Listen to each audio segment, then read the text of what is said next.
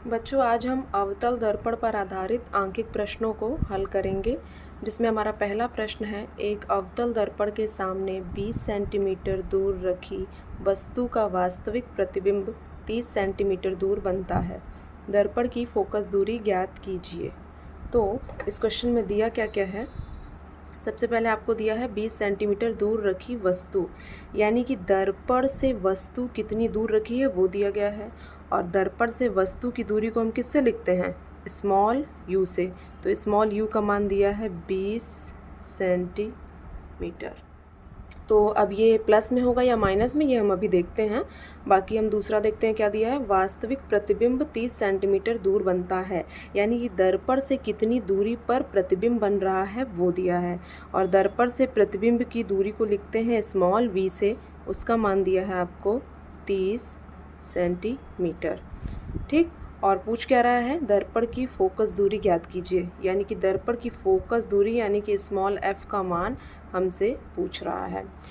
तो u और v का मान प्लस और माइनस में कैसे क्या रहता है वो हम देखते हैं।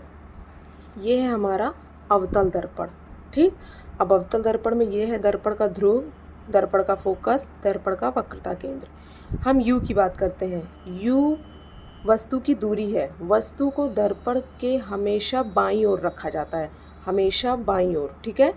और दर्पण से बाईं ओर की दूरियों को हमेशा ऋणात्मक लिया जाता है, माइनस में।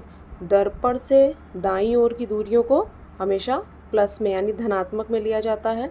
मुख्य अक्ष के अगर ऊपर कोई चीज़ है, कोई दूरी आप ले रहे हैं तो वो धनात्मक होगी। मुख्य अक्ष के नीचे कोई दूरी ले रहे हैं तो ऋणात्मक होगी।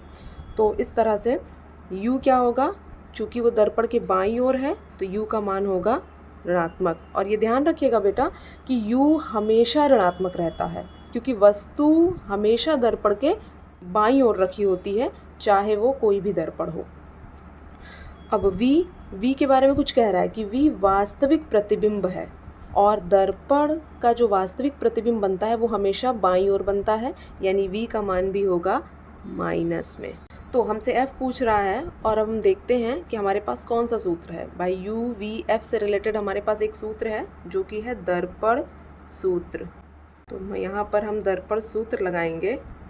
दर्पण सूत्र हमारा क्या होता है, 1/f बराबर 1/v प्लस 1/u। ये हमारा दर्पण सूत्र। हमें जिसका जिसका मान पता हम रख देते हैं। 1/f, f हमें नहीं पता है। 1/v, v हमें पता है -30 प्लस 1/u, u का मान है -20। अब बच्चों देखिए, यहाँ पर प्लस माइनस दो चिन्ह हैं, तो प्लस माइनस के मिलने से बनेगा माइनस, और यहाँ पर हो जाएगा ये 1/20।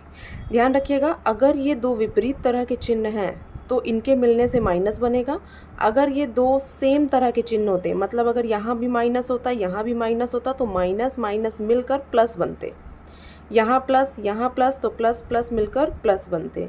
लेकिन चूंकि विपरीत टाइप के हैं, यहाँ प्लस है यहाँ माइनस है, तो विपरीत तरह के चिन्ह मिलकर माइनस बनेंगे।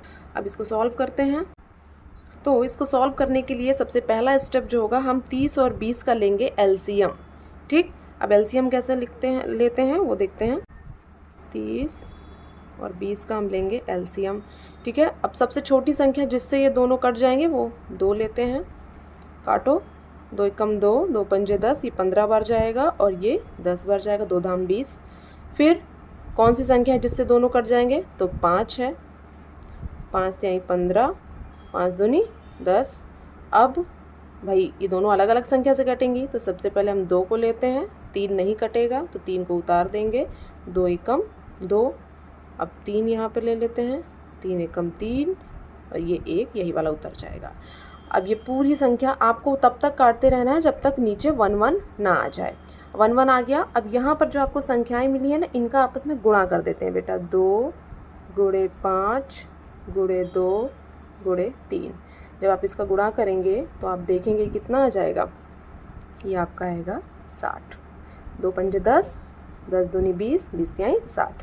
तो यानी कि इन दोनों संख्याओं का एलसीएम कितना आ गया, 60।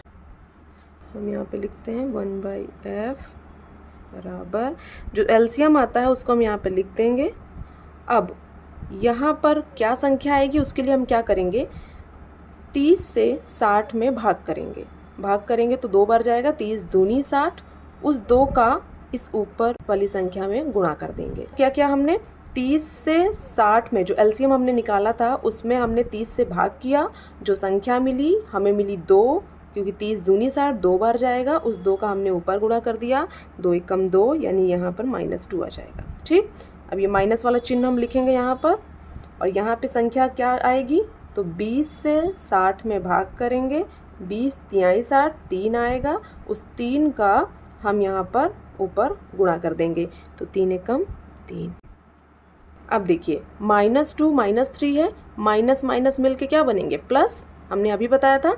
तो यानी कि माइनस माइनस प्लस, यानी 2 और 3 को हमें जोड़ना है, 2 और 3 को जोड़ देंगे, क्या आएगा 5, और साइन किसका लगेगा, बड़ी संख्या का। तो यहाँ पर 3 बड़ी संख्या है, 2 3 में 3 बड़ी है, 3 के आगे माइनस है, इसलिए हम यहाँ पे लगाएंगे माइनस। समझ में आई बात। तो -5 आ गया, नीचे है 60। अब इसे काट दीजिए, 5 एकम 5 कितनी बार जाएगा, 12 बार जाएगा, यानी यहाँ पर आपका मान आ गया है 1/f बराबर -1/12। ये आया।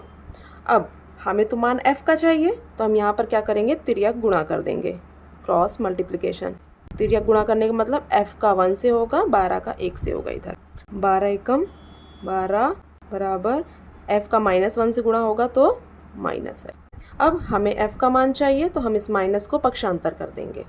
अब ध्यान रखिएगा बेटा, जब केवल चिन्ह पक्षांतर होता है तो वो सेम पक्षांतर हो जाता है, लेकिन अगर चिन्ह के साथ कोई संख्या जाती है तो वो माइनस की प्लस में बदल जाती है। ठीक, चिन्ह इधर आएगा, ये होगा -12 बराबर, यानी कि फोकस दूरी का मान कितना आया, -12। आगे क्या, यहाँ पर सेंटीमीटर में दिया था सारा मान, -12 सेंटीमीटर।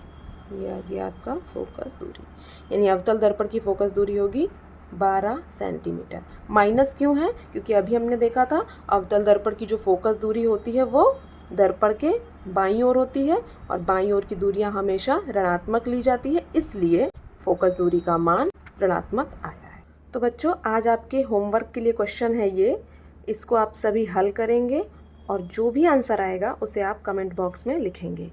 जिसका भी आंसर सही होगा मैं उसको लाइक कर दूंगी।